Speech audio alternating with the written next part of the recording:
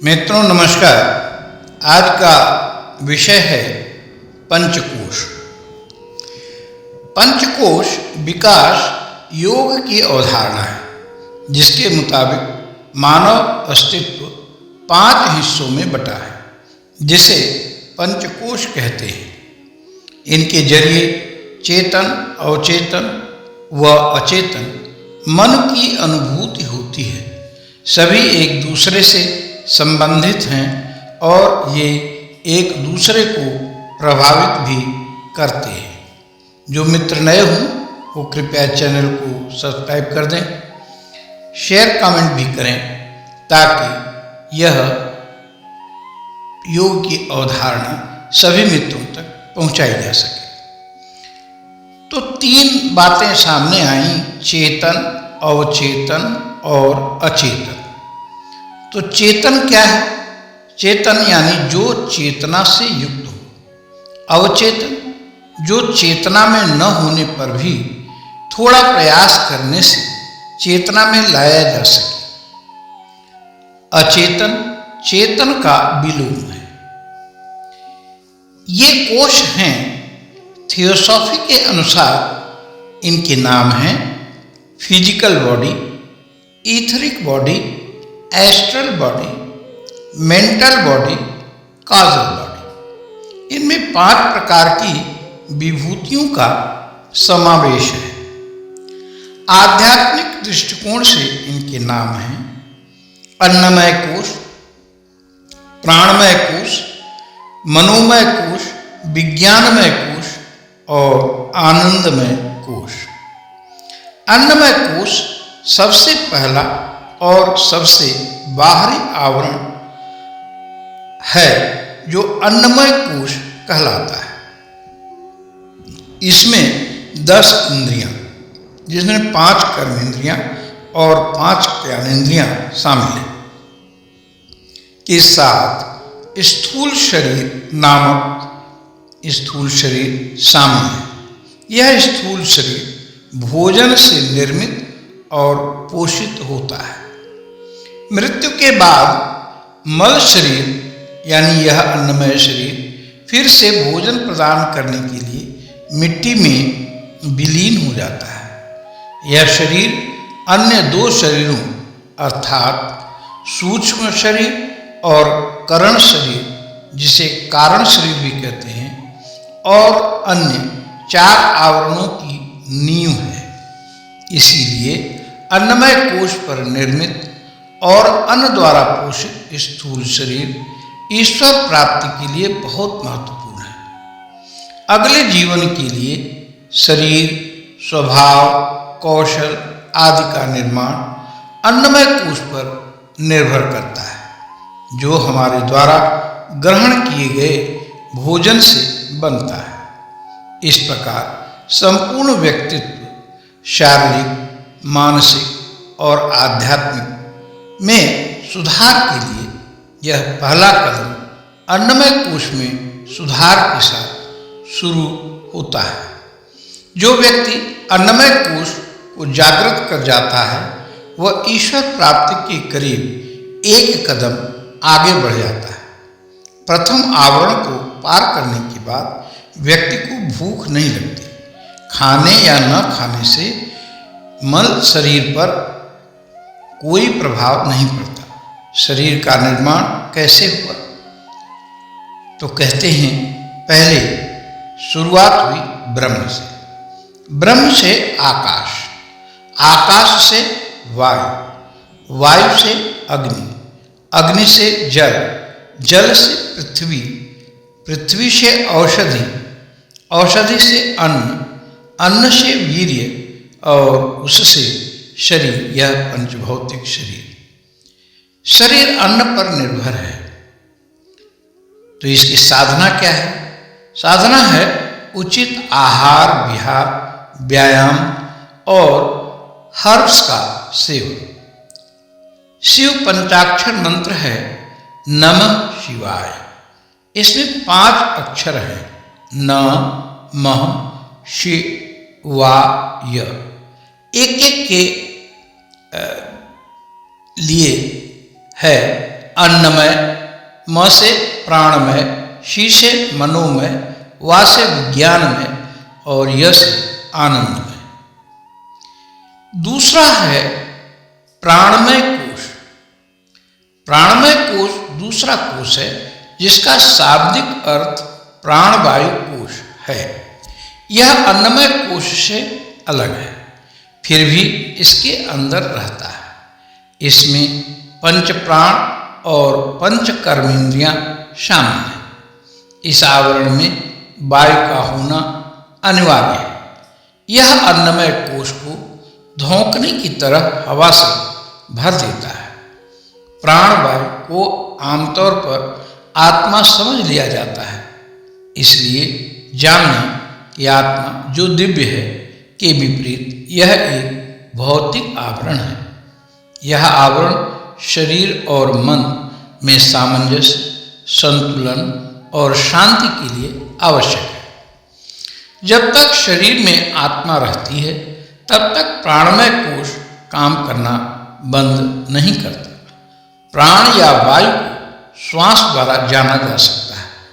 ये प्राण 5 प्रकार के होते हैं और इन्हें सम्मिलित रूप से पंच प्राण कहा जाता है, जिनके नाम हैं 5 मुख्य प्राण हैं, जिनके नाम हैं अपान पहला, दूसरा समान, तीसरा प्राण, चौथा उदान और 5वां व्यान।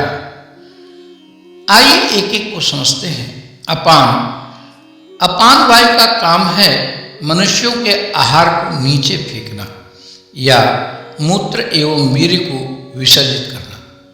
समान वायु खाए हुए, सूंघे या पिए हुए पदार्थ को रक्त, पित्त या कफ आदि में समान रूप से वितरित करती है समान वायु। अगला है प्राणवायु। यह वायु निरंतर मुख में रहती है और इस प्रकार यह प्राणों को धारण करती है, जीवन प्रदान करती है और जीव को जीवित रखती है। इसी वायु की सहायता से खाया पिया अंदर जाता है। जब यह वायु कुपित होती है तो हिचकी, श्वास और इन अंगों से संबंधित विकार होते हैं। उदान वायु गले में रहती है। इसी वायु की शक्ति से मनुष्य स्वर निकालता है, बोलता है, गीत गाता है और निम्न, मध्यम और उच्च स्वर में बात करता है। व्यान, यह वायु समस्त शरीर में घूमती है। इसी वायु के प्रभाव से रस, रक्त तथा अन्य जीवनोपयोगी तत्व सारे शरीर में बहते रहते हैं। शरीर के समस्त कार्यकलाप और कार्य करने की चेष्टाएं बिना व्यान वायु के संपन्न नहीं हो सकती हैं। जब यह कुपित होती है तो समस्त शरीर के रोग पैदा करती है। 5 उप प्राण हैं, इनके नाम हैं देवदत्त, वृकल, कूर्म, चौथा नाग, 5वां धनंजय।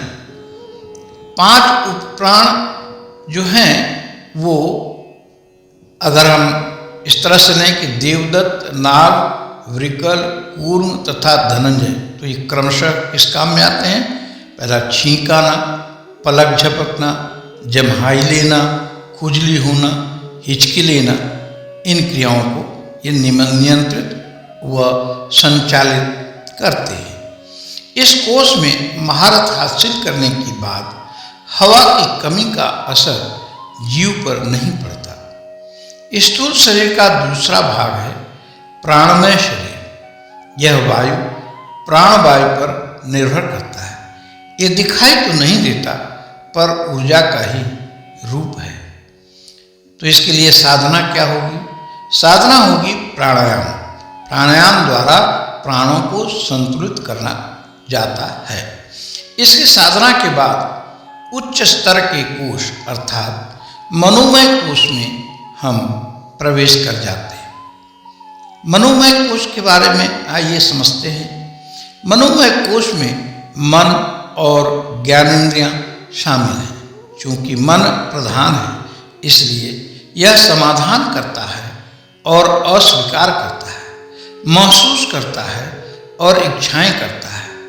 5 ज्ञान इंद्रियां धारणा की सूक्ष्म इंद्रियां अर्थात दृष्टि, श्रवण, गंध, स्वाद, स्पर्श मन में ही अंतर्निहित है। मन ही मुक्ति और बंधन दोनों का एकमात्र कारण है। यह बहुत शक्तिशाली है, फिर भी बुद्धि मन को नियंत्रित करती है। बुद्धि जो निर्णय लेती है, मन उसी का अनुसरण करता है और बुद्धि का निर्णय उसके मार्गदर्शक पर निर्भर करता है। इसीलिए हमारे शास्त्र सच्चे संतों को बुद्धि समर्पित करने की वकालत करते हैं, यह जानने के लिए कि किसी वास्तविक संत या धोखेबाज कैसे समझाया जाए। तो इसके लिए कहते हैं कि जो सच्चा संत होगा वह ईश्वर प्राप्ति के लिए मार्ग बताएगा, अनुसरण करने का ढंग बताएगा। जो धोखेबाज संत कहलाने वाले लोग होंगे वे हमें माया में ही लगा करके धन और धर्म दोनों ही ले लेते हैं।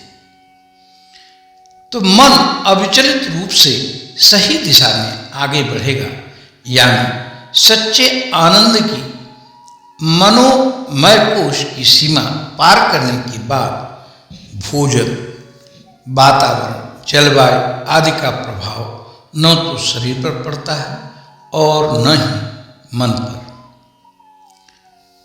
कहा गया है मन ही बंधन और मोक्ष का कारण है। मन बहुत ही चंचल है। अर्जुन कहते हैं मन इतना चंचल है कि बंदर की तरह है। बंदर ही हो तो गुंजाइश, बंदर भी जब मदिरा पी ले और उसे बिच्छू डस ले और उसके शरीर में प्रेत निवास करे, तब वह जितना चंचल होगा उतना चंचल मन है। अर्जुन आगे कहते हैं मन तो मुट्ठी में वायु को बंद करने इतना कठिन है, पर उस पर नियंत्रण की तरकीब गीताकार भगवान बताते हैं। कहते हैं अभ्यास और वैराग्य से ग्रहणीय है, काबू में किया जा सकता है। इसका स्थान अनाहत है। मन के काबू में न होने से स्ट्रेस, अवसाद, हाई बीपी, लो बीपी, डायबिटीज आदि कई रोग हो सकते हैं। पर जो मनोमय कोश को पार कर लेता है वह प्रकृति पर मानो विजय प्राप्त कर लेता है, मोक्ष को भी पा सकता है। इसके लिए साधना है। प्राण साधना से यह कार्य हो जाता है। प्राणायाम से मन सज जाता है और विकारों की तरफ से हटकर श्रेय मार्ग की तरफ रुख कर लेता है। प्राणों के नियंत्रण से ही मन विकारों से हटेगा। हमारी विशेष साधना मौन और मुद्राओं का अभ्यास है। आगे हम विज्ञानमय कोश में प्रविष्टि पा लेते हैं। विज्ञानमय कोश सूक्ष्म शरीर का दूसरा भाग ही इसे कहते हैं। इसे बौद्धिक कोश भी कहते हैं। इसका स्थान आज्ञा चक्र में होता है। विज्ञान का अर्थ है दृढ़ निश्चयी बुद्धि। इसमें बुद्धि और ज्ञानेंद्रिय, यह कोश मनोमय कोश से भी सूक्ष्म है और मनोमय कोश में व्याप्त है। इसे अक्सर गलती से जीव मान लिया जाता है, परंतु ऐसा नहीं है, क्योंकि विज्ञानमय कोश भौतिक ही है, जड़ है, सदैव परिवर्तनशील है, जबकि जीव दिव्य, चेतन एवं अपरिवर्तनशील है। तर्क शक्ति इस कोश का मुख्य कार्य है। अहंकार की उत्पत्ति भी इसी कोश से होती है। अहंकार आध्यात्मिक क्षेत्र का दृढ़ ज्ञान संचय करने वाली आत्मा को विज्ञानमय या विज्ञान से संपन्न आत्मा कहा जाता है। जो विज्ञानमय कोश को पार कर जाता है वो इससे भी सूक्ष्म आनंदमय कोश में प्रवेश पा जाता है। मुख्य रूप से यह कोश निर्णय लेने के लिए जिम्मेवार है। इसके लिए साधना है योग और ध्यान किया। अब पांचवा है आनंदमय कोश। यह आनंदमय कोश आनंद का एक विशेष कोश है। इसका स्थान सहस्रार में होता है।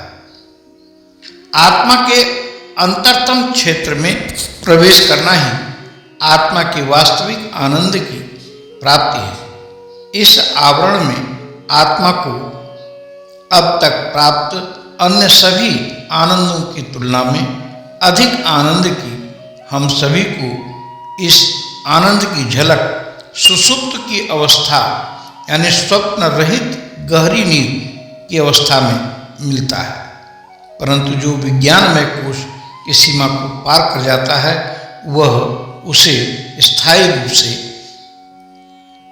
प्राप्त कर लेता है। यद्यपि यह ईश्वर का आनंद नहीं है, फिर भी यह इतना श्रेष्ठ है कि व्यक्ति ब्रह्मलोक के सुख सहित अन्य सभी प्रकार के सुखों को स्वेच्छा से त्याग देता है। यह अंतःकरण से जुड़ा है। इसके लिए साधना है ध्यान और समाधि। 5 कोश पुरुष के शरीर के रूप में तैत्तिरीय उपनिषद में वर्णित है। इसका संक्षेप है, क्योंकि जब 5 कोश पुरुष के शरीर के रूप में दिया गया है तो शरीर का सिर होगा, उसका दक्षिण भाग होगा, वाम भाग होगा, उसकी धड़ भी होगी, उसका आश्रय स्थान भी होगा और शरीर विशेष भी होगा। तो अन्नमय कोश इसका सिर है, सिर, दक्षिण भाग दायां, वाम भाग बायां, धड़, आश्रय स्थान पूंछ और शरीर विशेष स्थूल शरीर। दूसरा है प्राणमय कोश। इस कोश का सिर है प्राण, दक्षिण भाग कान, वाम भाग अपान, धड़ आकाश, आश्रय स्थान पृथ्वी। शरीर विशेष है सूक्ष्म शरीर। तीसरा है मनोमय कोश। इसका सिर यजुर, दक्षिण भाग ऋक, वाम भाग साम, धड़ आदेश, आश्रय स्थल अथर्व कहा गया है और विशेष शरीर सूक्ष्म शरीर है। चौथा है विज्ञानमय कोश। इसका सिर है श्रद्धा, दक्षिण भाग ऋत, वाम भाग सत, धड़ योग, आश्रय स्थान मह, शरीर विशेष सूक्ष्म शरीर। पांचवा है आनंदमय कोश। जिसका सिर प्रिय, दक्षिण भाग मोद, वाम भाग प्रमोद, धड़ आनंद, आश्रय स्थल ब्रह्म और शरीर विशेष कारण से।